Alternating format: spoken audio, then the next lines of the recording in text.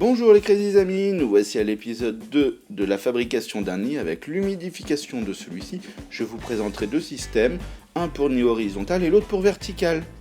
En premier lieu, il nous faudra un bloc de béton cellulaire en 7 cm d'épaisseur pour ce cas-là, un réservoir pour l'eau, et enfin tout le matériel pour découper, façonner notre bloc de béton. En premier lieu, nous allons reporter les dimensions de notre nid sur notre bloc de béton cellulaire. Ensuite, avec une scie égoïne, découpons celui-ci en suivant bien les marques que l'on a posées. Un petit conseil, pensez à laisser un demi-centimètre de plus au moment de la coupe afin de pouvoir ajuster bien comme il faut par la suite votre bloc à la dimension désirée. Un petit coup de ponçage afin de niveler l'ensemble et de le rendre plus agréable à l'œil.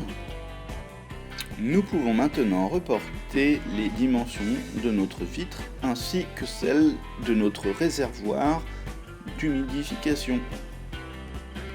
Nous allons pouvoir délimiter maintenant notre réservoir. Alors moi j'utilise un Dremel avec un support défonceuse, mais vous pouvez le faire à la perceuse ou au tournevis pour les plus courageux, on fait avec les moyens du bord. Ensuite, voilà, je délimite bien pour pouvoir encastrer mon réservoir.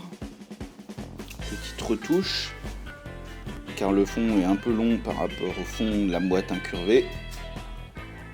Voilà, et maintenant notre réservoir s'encastre.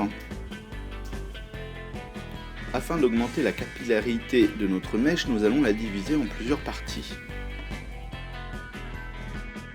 Nous voici avec notre mèche prête.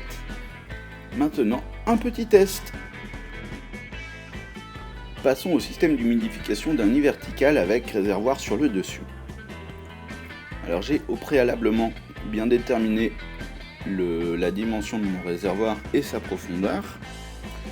Alors moi je le fais sur l'arrière du bloc par rapport au dessin du nid, en fait, pour que ce soit le fond qui soit humide, avec la réserve au-dessus du fond, et pas qu'il y ait d'inondation dans les galeries. Une fois qu'on a bien creusé proprement notre réservoir, je vous ai passé quelques étapes, mais bon, ça revient exactement au même que pour le nid horizontal. Un petit test avant de creuser les galeries.